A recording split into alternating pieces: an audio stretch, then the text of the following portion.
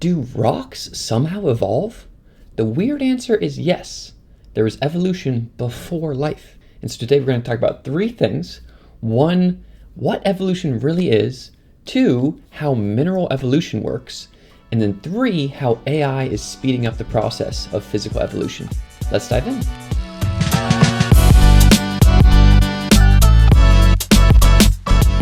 Hey guys, what's up? If you're new here, welcome to the channel.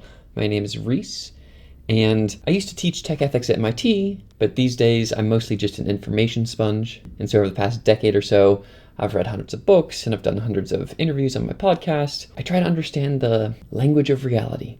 And so I've made these 20,000 note cards, kind of getting that language into my little brain, and I want to share my fluency with you. And so we do that in this series called How Everything Evolved, where we look at how everything evolved from the Big Bang through AI. Okay, so in today's episode of How Everything Evolved, we are going to talk about molecules. And the reason why we're going to do that is because, we started initially, we've already gone from 14 billion years ago. Here's the present.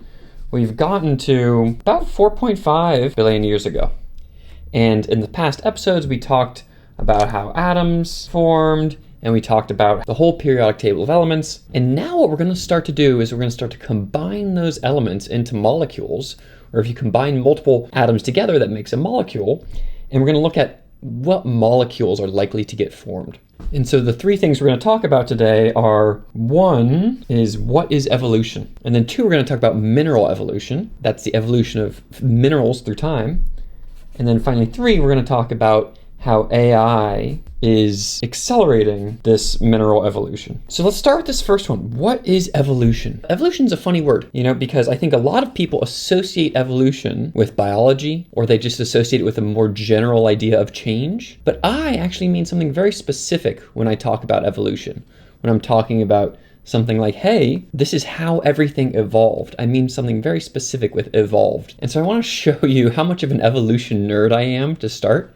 Here's all these books. I just pulled out random books from my shelf, how much that just have evolution in the title. Here's a chunk of books. And you can see here, we have The Evolution of Everything, The Patterns and Causes of Big History, Cosmic Evolution. It's a classic by Eric Chison, a physicist. So those are kind of physical evolution. Then there's Cultural Evolution. And so this is a classic Boyd and Richardson piece, Culture and the Evolutionary Process, 1985, kind of kickstarted the field of cultural evolution. This is another classic, The Origin of Wealth, Evolution, Complexity, and the Radical Remaking of Economics by Eric Beinhocker. He's a Santa Fe Institute guy. It's about economics and evolution. And then this one's kind of a funny one. This is one that most people do not have. This is called Darwin, Turing, Dawkins by Leonard Edelman. And he says, Building a General Theory of Evolution. This is about biological evolution, and then with Darwin, and then Dawkins is about mimetic evolution, and Turing is about kind of digital evolution. So there's those books on evolution. I also have the OG, Charles Darwin's Origin of Species. I would love to get an original edition of this, but it's just a cheap version. But I also have an annotated version by Darwin, where it's kind of like a Bible, where you get to see for each passage, there's additional commentary. Just to say, I love evolution. Okay, so most people think that evolution is just for biology, and they associate it with biology. But in fact, it is a more general concept. And here's this great book called Darwin's Conjecture, and I want to highlight this quote here from Stanley Metcalf of Metcalf's Law. And he says, evolutionary theory is a matter of reasoning in its own right, quite independently of the use made of it by biologists. They simply got there first. So the idea here is that evolution is a general theory. Biologists just got there first. Okay, so what is evolution? Evolution is the selection of inherited variation. So you're selecting for a pattern, you're selecting for a species. In something like biology, you're selecting for fitness. Inheritance means that there's something that's being copied through time. There's a replicator through time. And then you get variation in the population somehow through genetic mixing or other ways to get variation. And so there's this evolution is the selection of inherited variation, and we can apply this to understand mineral evolution. So what I want to do now is show how evolution, or the selection of inherited variation, the best way to get at that idea for non-biological processes, what I think of as population thinking. And so you can imagine, you just think of a population through time. So we're going to say T equals 1, T equals 2, and T equals 3. And now what we can do is get our lovely snatoms. These are from Veritasium, and these are our hydrogen atoms. Okay, and so we're developing our intuition for physical evolution. And this is, when we think about the selection here, we're selecting for stability. So this is a survival of the stable. And so what happens is you have these hydrogen atoms moving in T equals 1. Eventually, what happens in T equals 2, they start to connect because this is a very easy stable pattern for them. And then T equals 3, they're also just still look like this, molecular hydrogen, H2. And so this is a very simple selection process where you're selecting for a stable pattern, where T equals 1, it looks like that, and then T equals 2, it looks more like this. Another version of, you can do a similar process for survival of the stable with these carbon atoms. Each of these carbon atoms, they have 4 empty bonds. And so at T equals 1, they're hanging out like this. And then over time, what they'll do is they'll start to form into these carbon chains. They'll form into diamond. They might form into carbon nanotubes. They start to naturally create these stable patterns that then stay stable over time. And so you can imagine these black ones now represent silicon. And so this is on Earth at the beginning. Earth is primarily the crust of Earth, silicon and oxygen. So these are silicon and these are oxygen. And what happens is at the beginning, these things are hanging out. And then over time, you get a lot of silicon dioxide. You get a lot of SiO2, right? It looks like this. And so what I'm trying to show here is that over time that you're selecting for a survival of the stable, you're selecting for stability, and inheritance in this situation just looks like is that once you create a bunch of H2, those H2s just stick in through time. So for something like mineral evolution, selection is stability, survival of the stable, and specifically like atomic stability or molecular stability. Inheritance is funny, but with biology, you need a way to replicate the pattern over time because patterns naturally turn to dust. A blue whale just doesn't perpetuate forever. The whole idea of the blue whale is to create a really big vehicle that has a very small replicator. It transfers those genes, puts them into a new whale, and then that whale gets all big, and then the whole goal of that whale is to then reproduce its inheritance, or to rather reproduce its DNA. And so inheritance and replication are very connected, but inheritance within a physical context is kind of simpler because the forms just continue through time. If you have some kind of carbon chain like this, it naturally is inherited from T equals 1, T equals 2 to 3, T equals 3. And so yeah, in this situation, inheritance is just the pattern being consistent in time. We don't need to reproduce a new set of genes each time. Inheritance naturally occurs just by nature of physical objects staying the same over time. This pen is staying the same. And then finally, selection of inherited variation through time with something like these carbon atoms. What you get at a universal scale of the Earth is the variation mostly just comes through the initial conditions. And so you might have lots of different, on Earth, for example, 6,000 minerals, and a lot of that variation comes through different conditions that then create all those different kinds of molecules and these different kinds of minerals. So that is the selection of inherited variation with a mineral system or an atomic system. Okay, now let's talk about mineral evolution. And to do that, we're going to look at this amazing little graph, which shows how we got.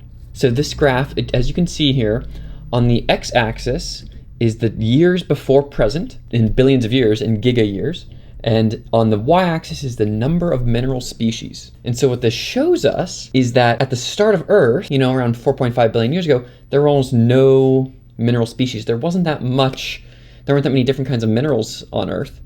But then over time, by year 0, there's over 5,000 mineral species on Earth. And so how did that happen? That's what mineral evolution looks at, is this progression from almost no mineral species to many mineral species. And you can see here, it talks about how stage 1, you have chondrite accretion and nebula, 60 species, and then these little planetesimals form. That's little baby planets. Those are starting to form. They're starting to have iron and silicon and oxygen and magnesium, and they're starting to figure out all the different ways to be a crystal, right? That's the whole idea behind mineral evolution, is what makes sense? What is the survival of the stable? What kinds of stable forms exist over time? And then over time, you get these igneous processes. Those are volcanoes.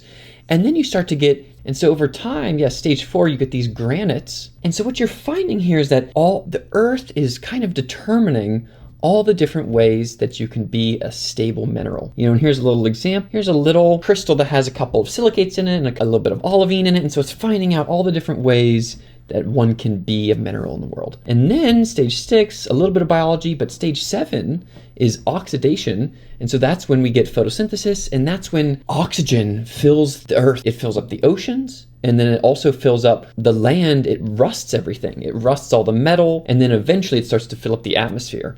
And so you can see here, we go from about 2,000 minerals to about 4,000 minerals at that time, because oxygen enables a whole new set of minerals in the world. And then we get a little bit of the boring billion in here, and then eventually get to where we are in the present here, with about 4,000, 5,000 minerals today. So that is the process of mineral evolution, is this building over time of finding out all the different ways to be a crystal in the world. And mineral evolution, I want to say, is from Bob Hazen, who's a great guy who's doing a ton of amazing work here. When I had lunch recently, and we had talking about the law of functional information, which is great. He's doing great work there. More general theories of evolution. He's coming from the perspective of a planetary geologist, but he's really starting to apply these patterns more widely, thinking about universal evolution. Okay, and third, we're going to talk about how AI is accelerating mineral evolution. Well, here's this great piece from Google DeepMind recently. This is from November 2023. It says, millions of new materials discovered with deep learning. And it goes on to say, an AI tool, GNOME, finds 2.2 million new crystals, including 380,000 stable minerals that could power future technologies. This is very exciting. They're finding tons of new materials. So the way I think about this is, at the beginning, of Earth, there were only, 12 different mineral species. And then over time, we got up to 5,000 mineral species. And so you can see, I made this little graph over here. We got to 6,000 in the first 14 billion years of life. And then with humans, we got an additional 20,000. Humans were trying to figure out, how can we combine these minerals together? And can we create these materials? And what about these materials? And that was a good job, humans. And then eventually computers in, the 2000s were able to find 40,000 total materials. And so the computers explored all the design space, just pure big data style. And then now with GNOME, we've gone up to 421,000. And so we're starting to figure out, what are all the different ways that you can be a stable mineral and a stable material. And so you can see that a similar graph here, which is that, I produced a look through time. They've shown how it's like, hey, with human experimentation, we got to 20,000 materials. With computational methods, we got to 48,000. And then with GNOME, this AI system, we got to 421,000. And I love this line that they have here, which is, today in a paper published in Nature, we share the discovery of 2.2 million new crystals, equivalent to nearly 800 years worth of knowledge, right? They're saying, hey, in the past, it took humans a long time to find new materials, but now AI can find 800 years worth of materials in, 2 years. So to conclude, we talked about, what is evolution? Evolution is the selection of inherited variation.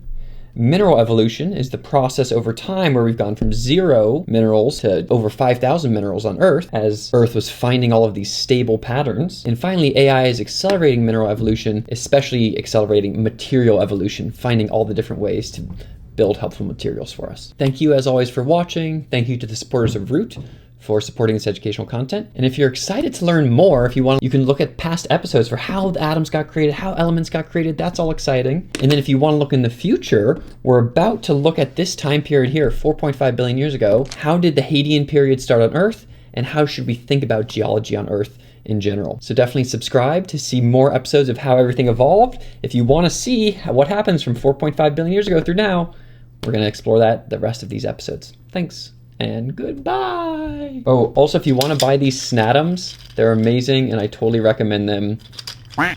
Okay, bye.